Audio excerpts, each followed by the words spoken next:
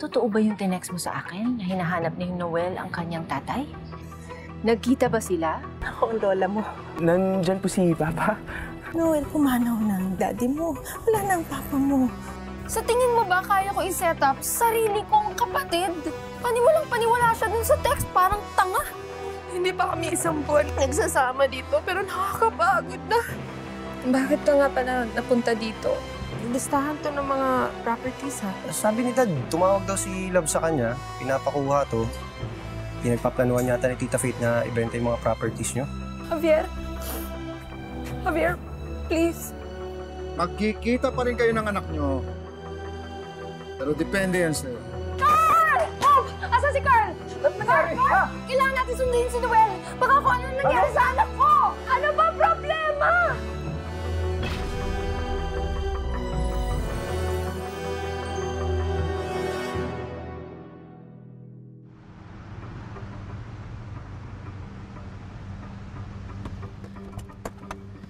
Noel! Noel! Love! Noel! Love, sandali! Noel! Noel! Love, kausapin mo muna ako. Bakit nalalagay sa pangalip si Noel? Hindi ko naintindihan kung ano nangyayari. Tama ba itong pinuntahan natin? Baka naman mali ito! Noel! Ito lang ang nag-iisang gasolinahan dito sa San Marcelino. Ano ba?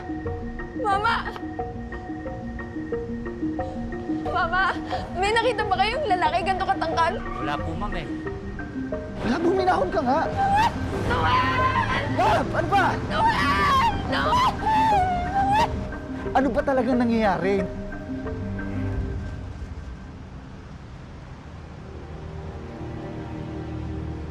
Mama, hindi safe. Anak, sinaktan ka ba niya? Okay ka lang? Yung mamang mag-aatid sa'yo, sinaktan ka ba niya, anak? Sino mama? Umalis na kanina, nagtaka nga ako eh. Bakit ako sasaktan? Hello? Ngayon, alam mo na.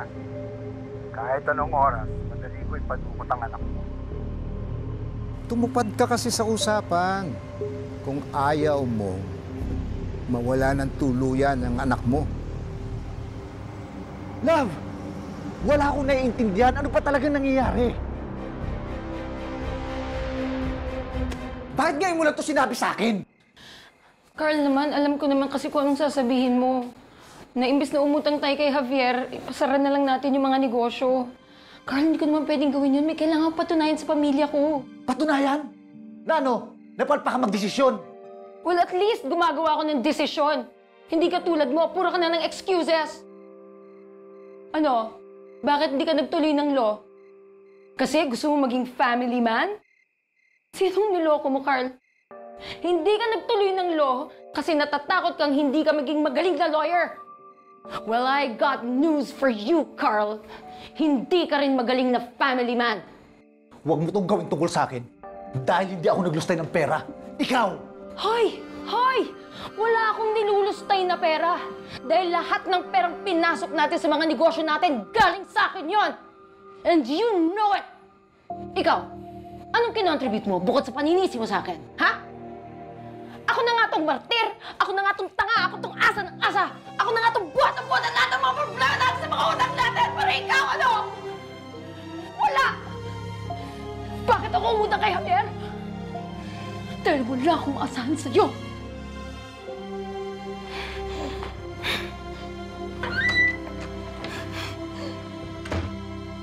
Okay, lagi kayo magsusuot ng mask ha. At tandaan ninyo, tuwing dadala ninyo ng pagkain si Noel, lagay niyo yung food tray sa labas ng kanyang kwarto. Okay? Tapos yung mga utensils niya at saka mga beddings, ihihiwalay natin. And then, ito yung mga supplies. 2 weeks na magka-quarantine si Noel, kaya kailangan niya ito pati ito. Okay? Thank you.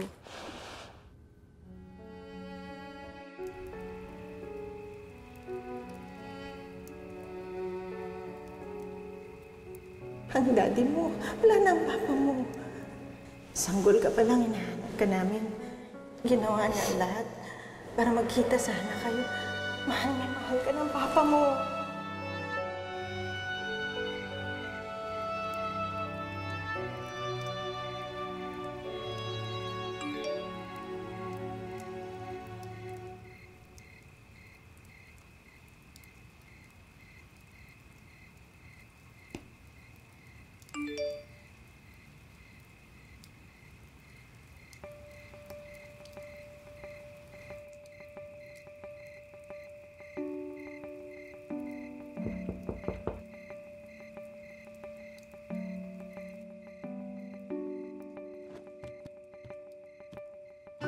Sino yan?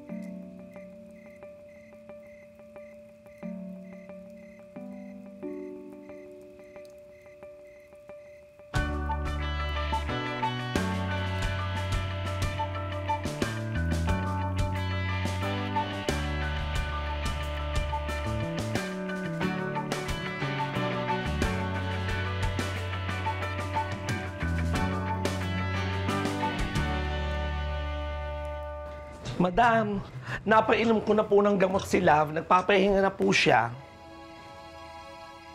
Ay, madam! Ay, naku, maupo muna kayo. Mas Maria Josep, kailangan niyo rin ba ng gamot para kumalma naman kayo? Hindi na, Kitty. Alam mo, dapat nga masayang-masaya ako dahil nakauwi na si Noel. Pero nag-aalala ako kasi parang madami pa ring problema. Umuwi siya kanina na hindi man lang umiimik.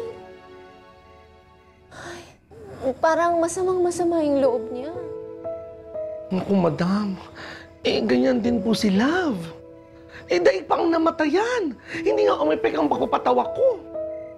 Naku, dyan ako kay Love, pinaka nag-aalala. Paano ko siya matutulungan kung hindi niya sa akin sasabihin?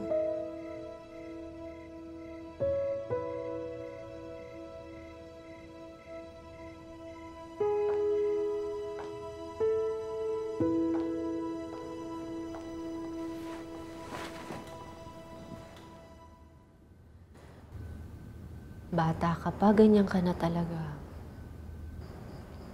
Lagi mong sinasarili yung mga problema. Gusto mo, kakayanin mong lahat. And I think you got that from your papa. And I've always admired you for it. Pero kung nahihirapan ka, nahihirapan din akong makita kang ganyan. Yung lahat ng iniintindi mo, lahat ng pinapasan mo. Kaya mo namang tulungan kita. You have to tell me the truth. Hiyang-hiya na ako sa'yo. Lahat na lang ng negosyong pinasok ko nawala. Ko alam kung malas lang talaga ako. Kinakarma na ako. Karma? Huwag mong sasabihin yan. Wala ka namang masamang ginawa. Maaday ko pa nagbenta ng kaluluwa.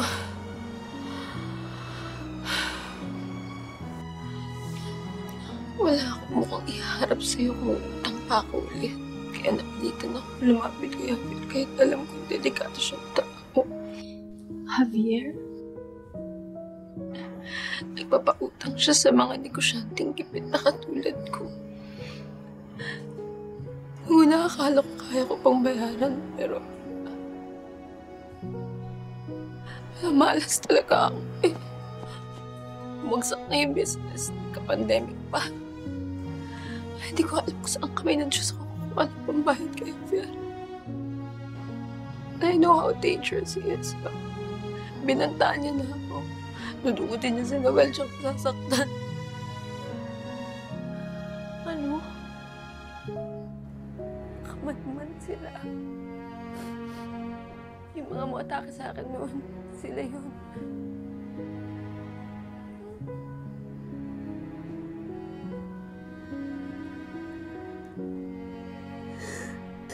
Ma,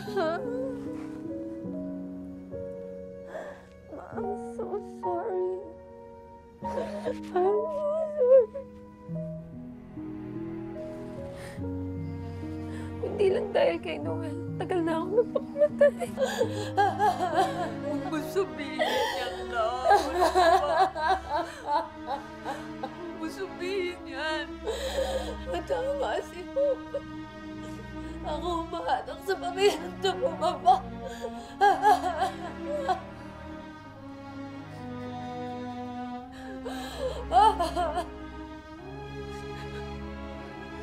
Anak. Love. Sa pamilyang ito, sama-sama tayo. Matutulungan tayo. Walang maiiwan. Hindi ako papayag na may masamang mangyayari sa'yo. Tandaan mo yan. Lulutasin ko itong problema na to. I will take care of this.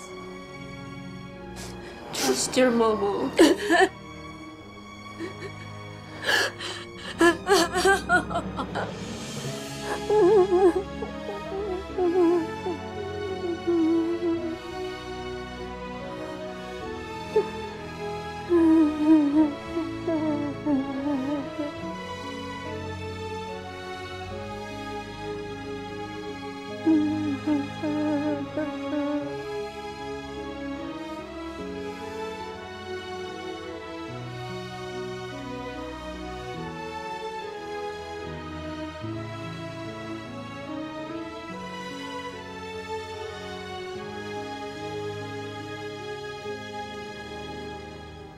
Carl, tungkol ba saan itong pag-uusapan natin? Gusto kong sabihin sa'yo yung desisyon ko. Kung tungkol to sa divorce niyo ni Ate Love, please, wag. It will break Ate. Hope, sinasabi ko na sa'yo, maniwala ka. Wala na kaming pag-asa ni Love. Yan pa talaga gusto mong gawin to kung kailan kailangan na kailangan ka niya? Alam mo, mahal na mahal ka ni Ate. Mahal? Kung laitin niyo yung kakayanan ko, parang ang tanga-tanga ko. Kulang na lang duruan niya yung buong pagkatao ko. Nasa yung pagmamahal doon? Ni hindi mo man siya nire-respeto. Paano hindi? Itong pagkikita natin, bakit mo ba ito ginagawa? Dahil gusto mo siyang lokohin? Nasaan yung respeto mo sa kanya nun? Bakit? May ginagawa ba tayong masama? Ha? Hope, nakikipagkita ko sa'yo dahil may gusto akong linawin. Hindi tayo natapos ng maayos. At umaasa pa rin ako. Umaasa saan? Na may pagtingin ka pa rin sa akin. Carl! Na pag naayos ko yung divorce namin ni Love, may babalikan pa rin ako sa'yo. Carl, wala na tayo. May pamilya ka, may sarili akong buhay.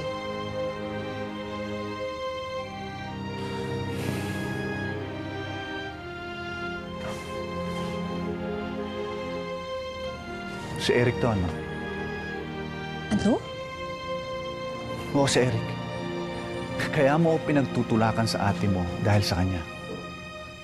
Alam mo, ang petty mo. Walang kinalaman si Eric dito. Hindi ko kailangan ng lalaki para sabihin sa'yo na wala na tayo. At hindi mo ba nakikita? Ang successful ng career ko. Ang fulfilled ng buhay ko kahit wala akong lalaki.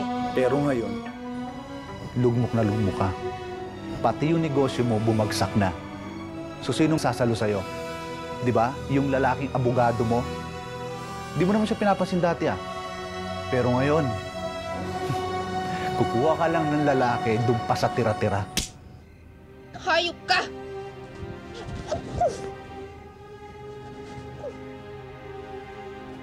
Hayop ka!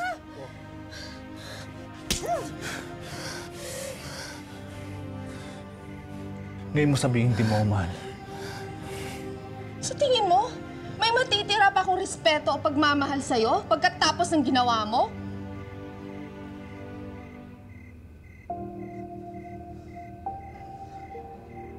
Oh, sorry. No wonder kung paano ka laitin ni ate. Wala kang kwentang humalik.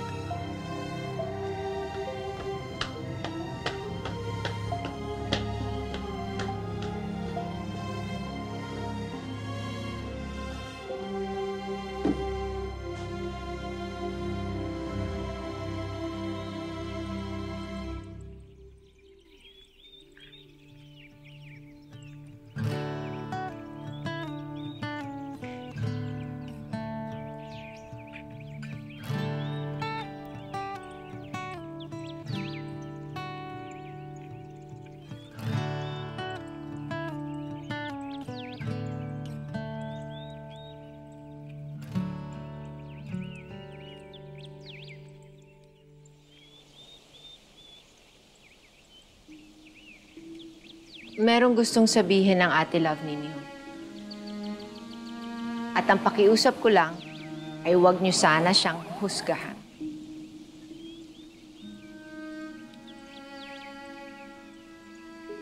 Lubog na kami ni Carl sa utang.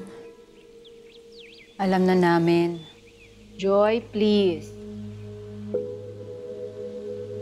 Hindi na namin mapakiusapan yung mga pinagkakautangan namin. At sabi nila, kung hindi pa raw kami makakabayad hanggang Pasko, sasaktan nila si Noel. Hindi naman tayo papayag na mangyari yon, di ba? So nakapag-desisyon na ako.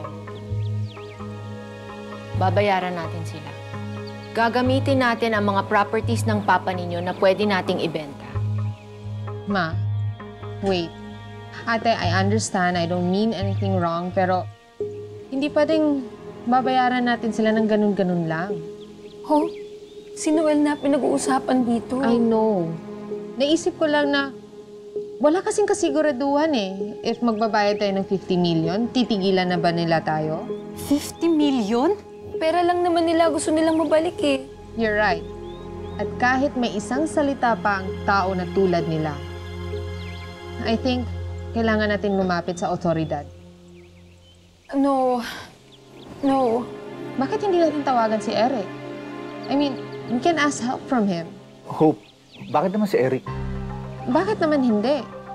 Maraming connection si Eric at mapapayuhan niya tayo legally kung anong dapat natin gawin.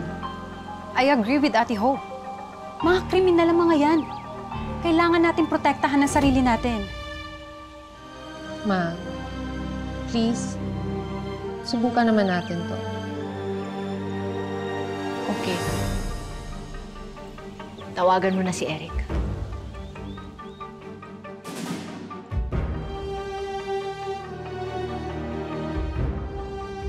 What? 50 million?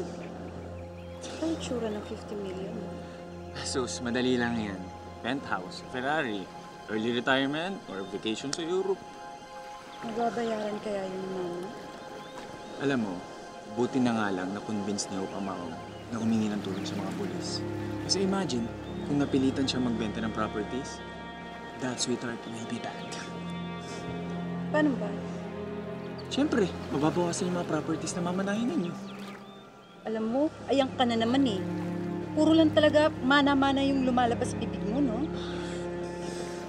Alam mo, babe, kailangan mong maging practical. Sige, ikaw, tatanungin kita. Okay lang ba sa'yo na utang ng utang ang kapatid mo? Tapos, ang ipagbabayad ng mama mo, mga properties na para sa'yo.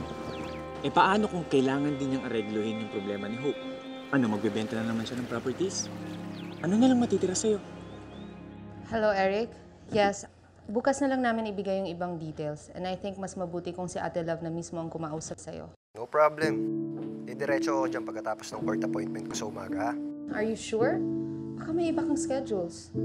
Kailangan pa ba talaga ipaliwanag sa'yo kung bakit ikaw lagi ang priority ko? Ikaw talaga. Salamat. Bye.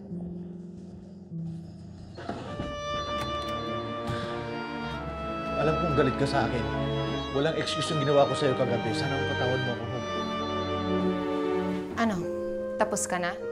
Pwede na ba akong umalis? Hope, sandali. Hope, alam mo hindi nawawala yung respeto ko sa'yo. Talaga? Kagabi, wala kang respeto sa akin.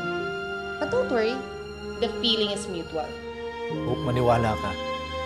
Hindi ko talaga alam yung nangyari kagabi. Well, ako alam ko. Selfish ka. Babe, I get it. Pamilya mo yan, nagmamalasakit ka. Ang iniisip ko lang kasi, baka mamaya pag ikaw na yung nangangailangan ng tulong, wala silang maibigay sa'yo ni 5 duling. Sinong kawawa? Di ba ikaw?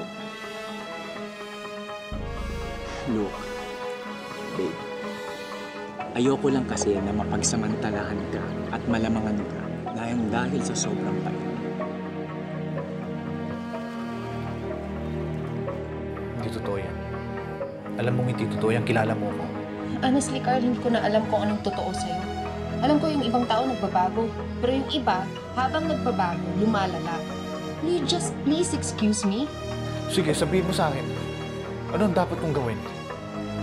Bitawan mo ako. Isa lang, Sige, ano yun? don't divorce Ate.